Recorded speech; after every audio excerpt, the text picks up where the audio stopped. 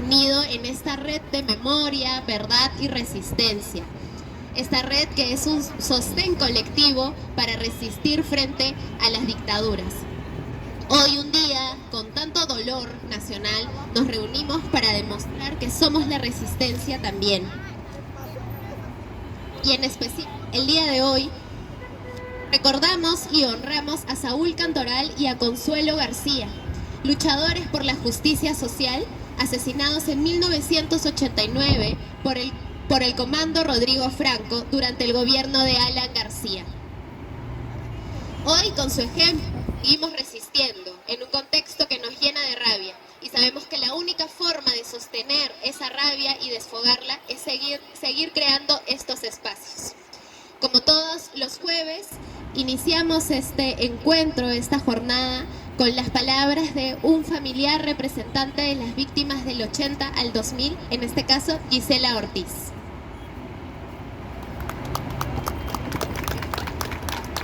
Buenas tardes, compañeros, compañeras, compañeres.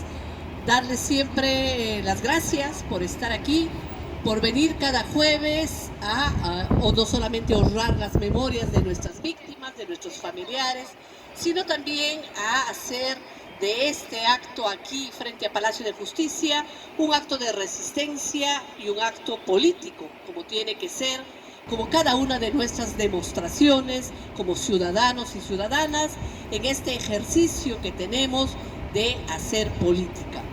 Y el día de hoy no podemos empezar este acto de memoria sin hablar un poco de lo que está ocurriendo en nuestro país. Lo hacemos cada jueves que nos convocamos en este espacio. Y lo hemos dicho desde hace algún tiempo, hay mafias que desde el gobierno no solamente hacen y deshacen del ejercicio de la responsabilidad que tienen, sino que también abusan de esa confianza que como ciudadanos y ciudadanas depositamos en ellos el día de las elecciones. Y lamentablemente en los últimos meses hemos visto cómo estos grupos políticos, estos grupos liderados por caudillos, por dueños de partidos políticos, se toman libertades que realmente ofenden no solo nuestra memoria, sino nuestra propia condición de peruanos y peruanas. Hace unos meses tuvieron el atrevimiento de designar en un puesto fundamental como es la presidencia de la República a un acusado de violación sexual. Lo denunciamos así desde este espacio, no nos atrevimos nunca a llamarlo presidente a quien era un títere de estas mafias del Congreso.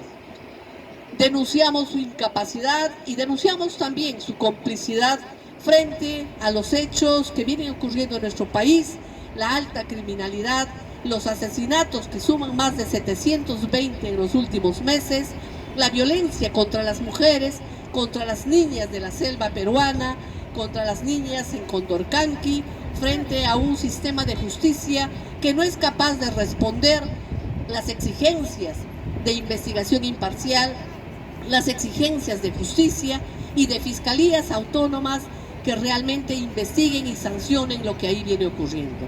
Hemos denunciado también estos afanes de impunidad, no solamente frente a los crímenes de nuestro pasado reciente, que no son crímenes para el olvido, que no son crímenes de hace 20, 30 años, sino que siguen siendo hechos de nuestro presente, siguen siendo hechos que acompañan nuestra vida, que nos acostamos y nos levantamos con ese recuerdo de nuestros familiares, pero también con esa misma necesidad de que se haga justicia. Y hemos denunciado ese nivel de impunidad porque Gerí es parte pues de todo este aparato desde el Estado que promueve esa impunidad, que no garantiza derechos, que no garantiza justicia, que no garantiza investigación y que no garantiza el ejercicio pleno de la investigación, de la sanción ejemplar para todos esos violadores de derechos humanos. Sin embargo, un incapaz como Gerí acabó la función de títere para el cual fue designado y ahora ha sido reemplazado. El día de ayer hemos sido testigos todos de la manera como desde el Congreso nuevamente estos grupos que funcionan como alianzas para seguir deshaciendo la poca democracia que tenemos, han vuelto a elegir. Y la competencia bastante dura entre una mujer racista, clasista, terruqueadora y un señor que ha tenido frases totalmente vergonzosas en contra del derecho de las niñas a no solamente defender su cuerpo, su honra, sino también en favor del matrimonio con niñas menores de edad.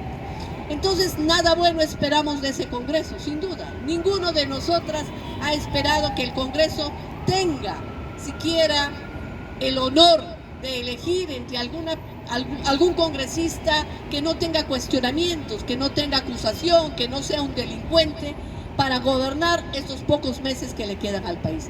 Ninguno de nosotros aquí presentes ha esperado nada nuevo, nada bueno de ese Congreso, y no podemos dejar de levantar nuestra voz frente a esta nueva vergüenza de tener a un representante de un poder del Estado, a un personaje cuestionado, no solamente por esos dichos, sino también por estas negociaciones que hicieron con la exfiscal Patricia Benavides para limpiarle de responsabilidades. Hay acusaciones que vienen de más atrás, desde el Colegio de Abogados de Lambayeque, y siguen siendo hechos que nos deberían llamar la atención a los peruanos y peruanas de qué estamos haciendo para elegir a nuestros representantes. Quizás esa sea la mayor tarea que tengamos como ciudadanos y ciudadanas en este año, a pocos meses de las elecciones, de seguir pensando qué nos corresponde hacer para limpiar en algo este Congreso y a los representantes que ahora tendremos, diputados y senadores, en contra de la voluntad popular, y no sean elegidos los mismos delincuentes de siempre. Entonces, desde este espacio, que es un espacio de resistencia, tenemos que rechazar a este nuevo inquilino de Palacio de Gobierno, el señor José María Balcázar, que estamos seguros no va a durar quizás ni hasta el mes de julio, porque si no empieza a obedecer los fines para los cuales lo han puesto ahí estos partidos corruptos, sin duda también lo sacará sin el mayor asco ni vergüenza, como han venido haciendo las cosas en los últimos meses. Pero también hay que preguntarnos por qué de pronto partidos que se dicen de izquierda, como Perú Libre, con partidos que son de derecha, como APP o el propio Fujimorismo o Renovación, de pronto eligen a un señor como José Balcázar. ¿Cuál es su papel dentro del Ejecutivo? ¿Para qué lo han puesto ahí? ¿No será para volver a polarizar entre izquierda y derecha, señalar que algunos son comunistas, que hay que acabar con el terrorismo, que hay que acabar con la misma cantaleta que ya no tienen ahora argumento, pero que lo van a usar en campaña electoral? ¿No será para decir que todo lo anterior que hicieron los partidos de derecha pase al olvido y ahora pensemos que uno de izquierda hace las cosas mal y por lo tanto no deberíamos votar por izquierda?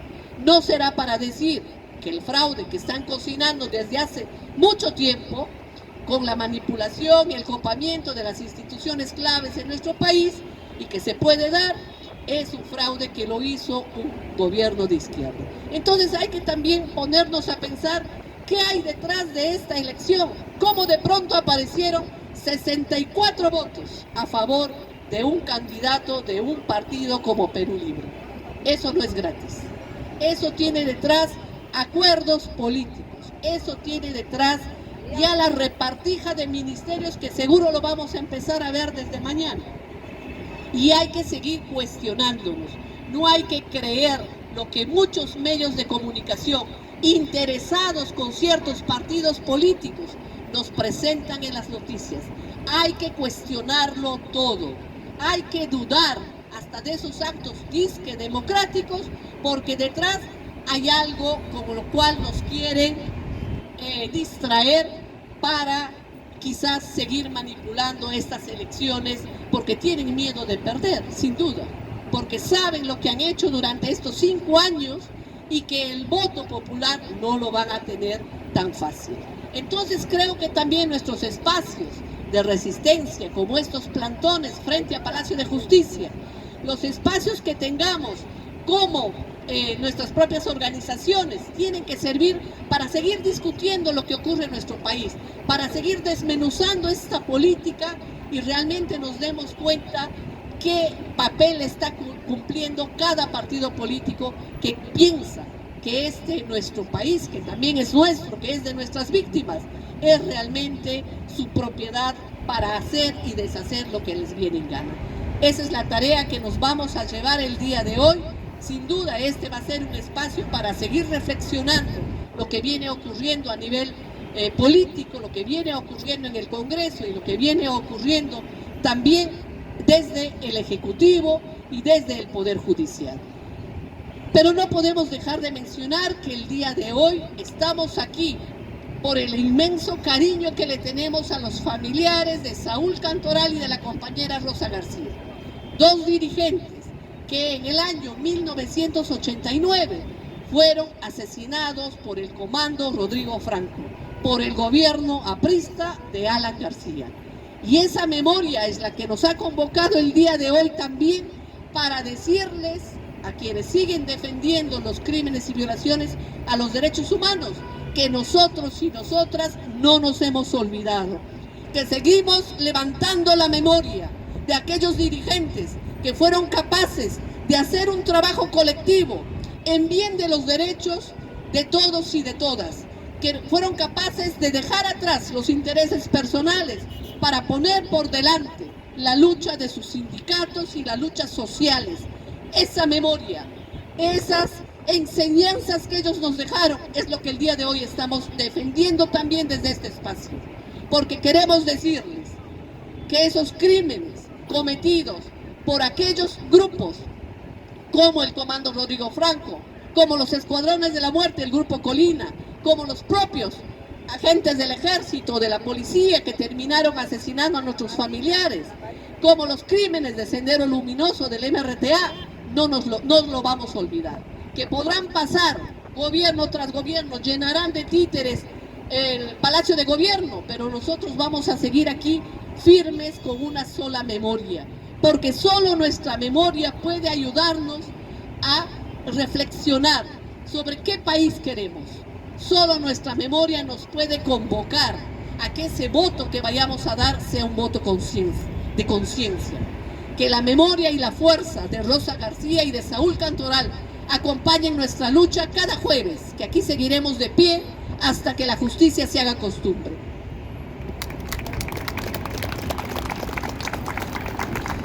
Muchas gracias, querida Guise. Es real que es nuestra responsabilidad cuestionarlo todo, sobre todo en estos tiempos en que necesitamos investigar para tener seguridad de por quién estamos votando.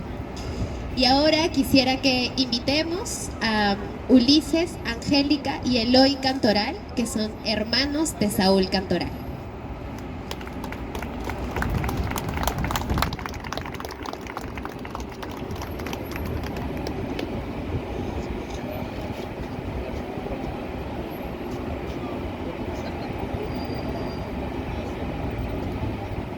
Compañeros, compañeras, en primer lugar, a nombre de la familia Cantoral, su esposa, hermanos e hijos, expresamos a ustedes nuestro saludo y al mismo tiempo nuestra gratitud por acompañarnos todo este tiempo en esta dura pelea, en esta dura lucha por encontrar justicia. Creo que en un momento dado, cuando solos caminábamos por estas calles, nos encontramos con ustedes, con muchos casos, compañeros, y nos hemos acompañado y estamos el día de hoy acá. El caso nuestro, ligeramente, comienza un 13 de febrero de 1989, cuando asesinan a nuestro hermano Saúl Cantoral Guamaní y a Consuelo García. ¿Por qué lo asesinan, compañeros? Porque como nunca los mineros habían organizado, habían resuelto el problema de la unidad. El problema de la unidad estaba resuelto y era un peligro para la Sociedad Nacional de Minería, era un peligro para los supuestos dueños de esta patria. Y aquí también tienen que jugar mucho, naturalmente, la Sociedad Nacional de Minería. Es así que el gobierno decreta que lo asesinen a Saúl y a Consuelo. Un 13 de febrero de 1989. Resulta que al final, cuando hay una sentencia el 14 de diciembre del 2022, solo condenan a un criminal, el Chito Ríos. Pero en el secuestro, en la tortura, en el asesinato, intervinieron más de 8 asesinos y que se separaron en la playa. Y una parte, a la final lo asesinaron tanto a Saúl. Es decir, que se burlan del dolor de los compañeros de Saúl, de los mineros del Perú y particularmente de su familia. Desde entonces hemos emprendido una lucha tenaz, fuerte, al lado de ustedes también. Cometido el crimen, todo estaba preparado. No solo perdonaron a Saúl, ni a Consuelo, ni a los mineros del Perú. Cuando un buen día todos los mineros se fueron, se metieron al Palacio del Gobierno para interpelar a Alan García sobre el comportamiento que tiene frente a los mineros. Y creo que eso también le costó la vida. Sucedido el crimen, cuando nosotros hemos emprendido con las luchas judiciales, resulta que al certificado de autopsia se había perdido, es decir, se lo habían robado de la morgue de la Fiscalía. Es así que en 2006 se tenía que realizar la exhumación de Consuelo aquí en Lima y de Saúl en la ciudad de Nazca.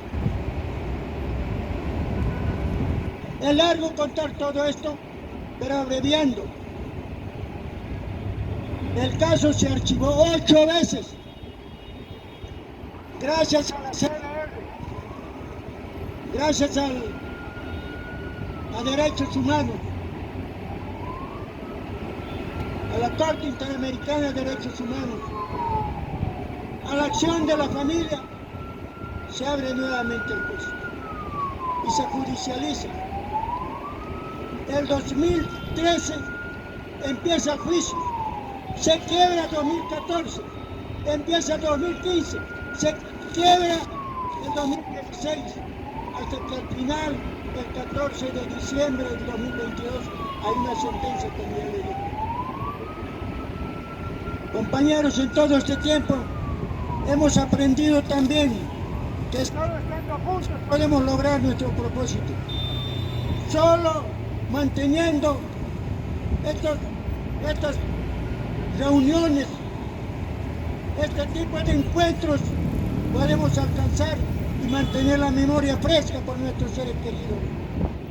En ese sentido, en el camino nos hemos encontrado con ustedes, compañeros, con cada uno de ustedes, y cada uno ha aprendido del otro, de la fuerza que hemos puesto en esta lucha. Han transcurrido 37 años de la muerte de Saúl.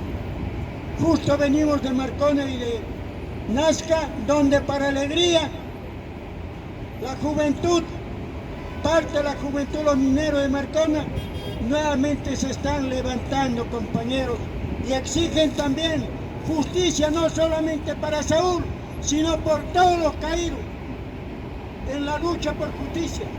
¿Se acuerdan de los estudiantes de la Cantuta, de Barros Altos, de Santa? De todos ellos se acuerdan. Hay una esperanza que nos puede suceder, porque seguramente en el camino muchos de nuestros compañeros ya se han quedado y otros estamos próximos también.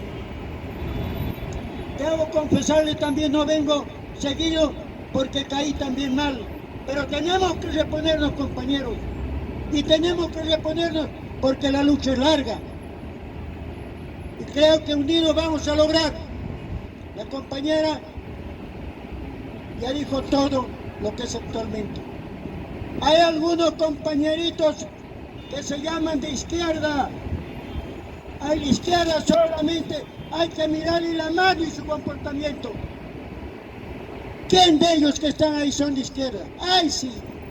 Hay compañeros y compañeras, sí. Pero yo dudo, pongo en tela de juicio a lo de Perú Libre. Es socio de los fujimoristas. Disculpen, pero para mí es eso. Lo que ha pasado ayer, para nosotros también es una gran responsabilidad. ¿Cómo nos, de alguna manera tenemos que orientar el voto? Porque hay una campaña terrible. En Chancay, por ejemplo, en el actualmente vivo, hay una campaña terrible de satanización. Incluso el hijo que va encabezando la protesta contra los chinos y ha sido amenazado de muerte.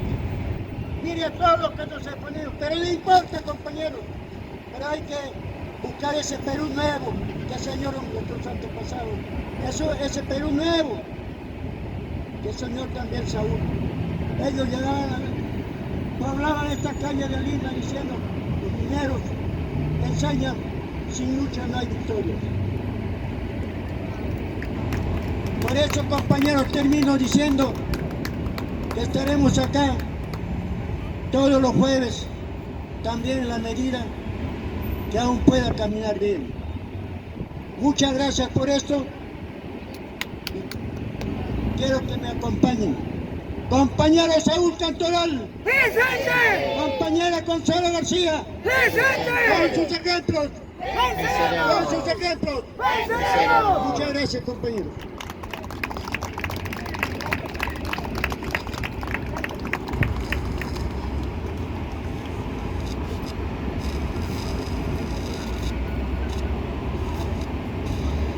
Muchas gracias, compañero Ulises.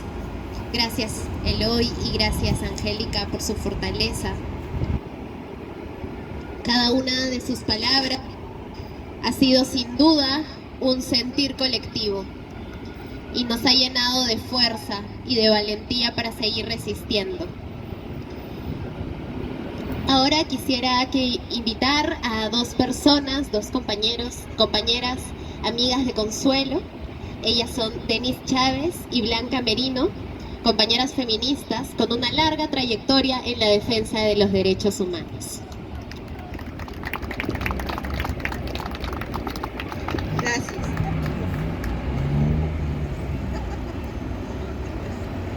Buenas tardes, compañeras, compañeros, compañeres. Agradecemos la oportunidad de poder compartir con ustedes algunas ideas y recuerdos.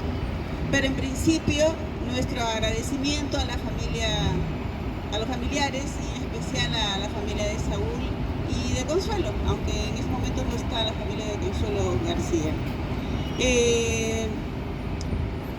Me ha parecido muy oportuno que Ulises recuerde el contexto de persecución en el que ambos compañeros y compañeras fueron detenidos, fueron secuestrados, torturados y asesinados, ¿no? Era una época en que las grandes huelgas mineras hacían temblar el poder económico y el poder político en nuestro país, ¿no?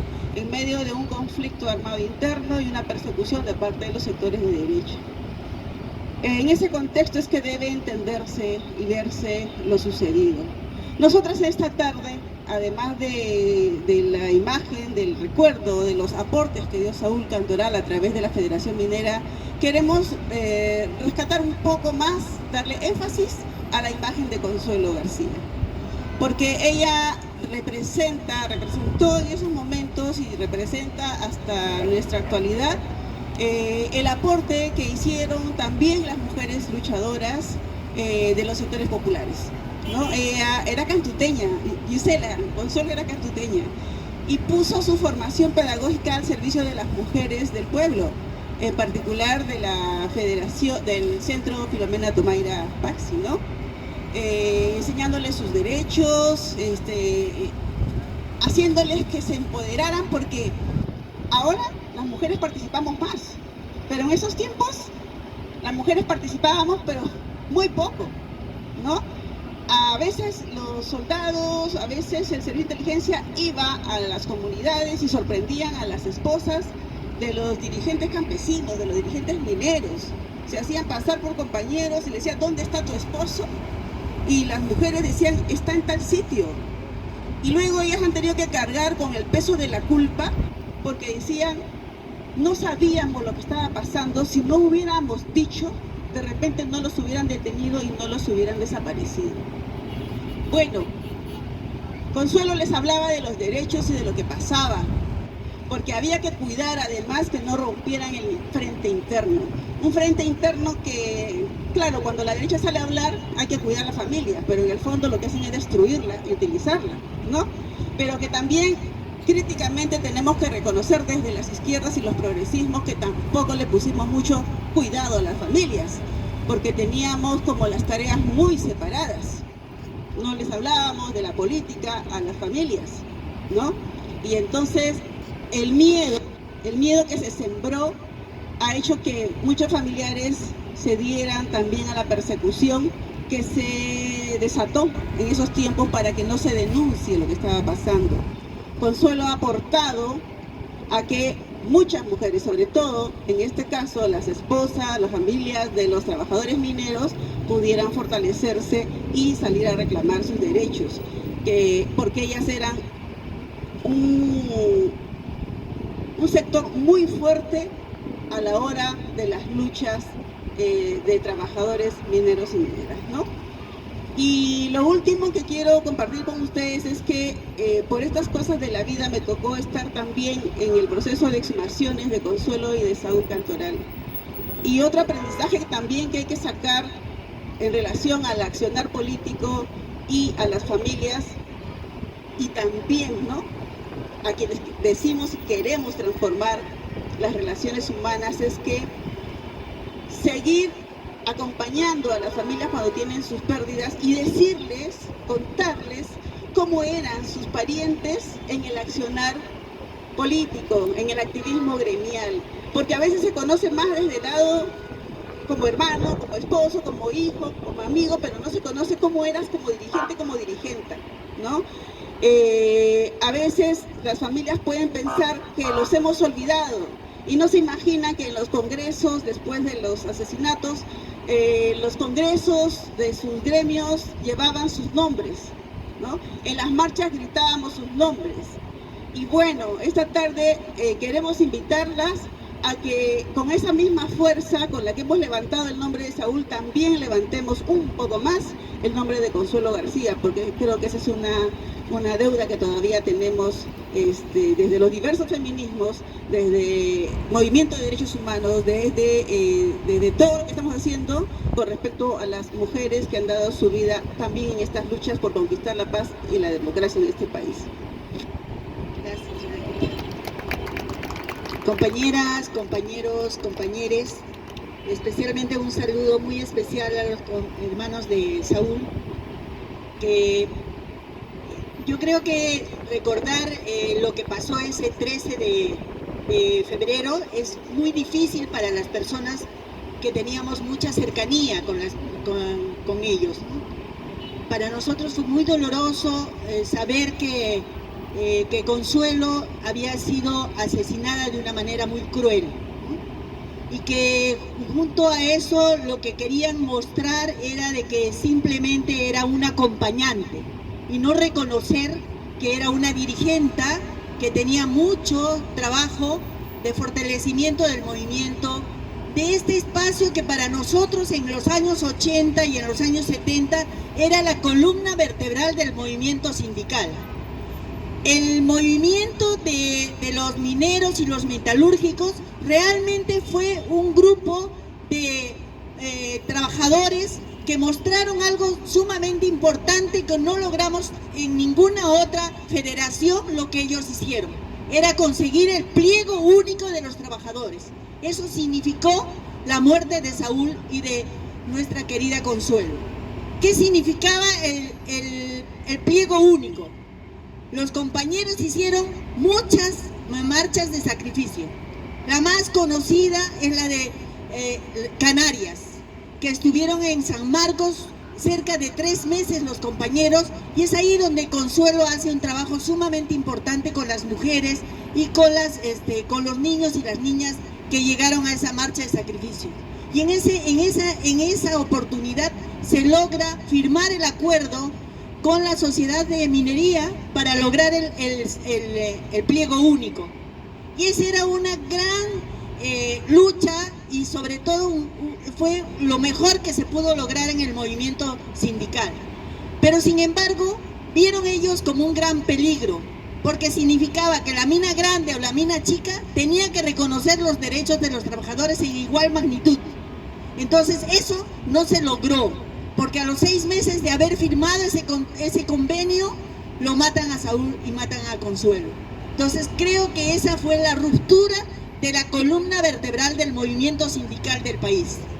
Ese fue una de los inicios de la derrota del movimiento en nuestro país, porque luego vendría Fujimori y rompería todo el sector industrial, y ahí fueron acabando los sindicatos, y por eso es que hoy no tenemos un movimiento organizado. Nos quitaron la ley laboral que teníamos. En este momento no contamos con una ley laboral. En ese tiempo sí teníamos, compañeras y compañeros. Teníamos derecho de beneficios sociales en cualquier tipo de trabajo que tuviéramos. Hoy no tenemos eso. Tenemos los famosos cuentos de que cada sector tiene su régimen especial. Y eso no hemos logrado revertir hasta este momento. Otra cuestión que me parece que es importante de recordar de Consuelo, que Consuelo era una feminista, que en una de estas, justamente en la marcha de sacrificio de las minas canarias, murió Filomena Tomaira dando a luz en ese recorrido. Y por eso es que se llamó su organización Filomena Tomaira. Luego de eso, a partir de ese trabajo y de esa lucha que hubo en las minas canarias, se consideró que era importantísimo organizar a las mujeres. Se formaron 108 comités de amas de casa, que eran las esposas de los mineros. Pero no solamente era para organizarlas a ese nivel y que puedan, no, ellas empezaron a tomar un rol importante. Ellas tenían que discutir en el pliego de reclamos. ¿Y qué era lo que discutían? Lo que ahora estamos viendo con el llamado de la economía del cuidado. En esa época se hablaba sobre las tareas domésticas. ¿Qué decía Consuelo y decían las dirigentes de estos 108 comités? La ropa de los mineros se tiene que lavar en la empresa, no en la casa de los mineros, porque ahí nos llevan a contaminación de la mina. El derecho a luz, agua en los campamentos mineros tiene que ser pagado por la empresa. Todas esas conquistas fueron hechas desde estos comités de amas de casa. Y ellas tenían una voz importantísima en el derecho a la salud. Ahí se plantea de que la salud no solamente es para el trabajador, sino también para la familia. Y hay una serie de reivindicaciones que se logra a partir de esta organización. Es una pena que no hayamos logrado hacer que las compañeras estén presentes acá, porque casi la gran mayoría también son mayores que nosotras, y que hubiera sido sumamente importante escuchar cómo ellas lucharon por lograr este espacio tan importante. Y nosotros creemos que ella ha sido una pionera en lo que fue la discusión de la economía del cuidado. Y es un derecho que ahora estamos exigiendo, que debería ser una responsabilidad no de la familia, sino también del Estado, que era lo que ella quería conseguir en ese momento, ¿no? Y finalmente quiero decir que reivindicar a Consuelo significa también reivindicar todo lo que ha significado estos años de lucha de su familia, y especialmente de la familia de Saúl Cantoral, por lograr que haya justicia.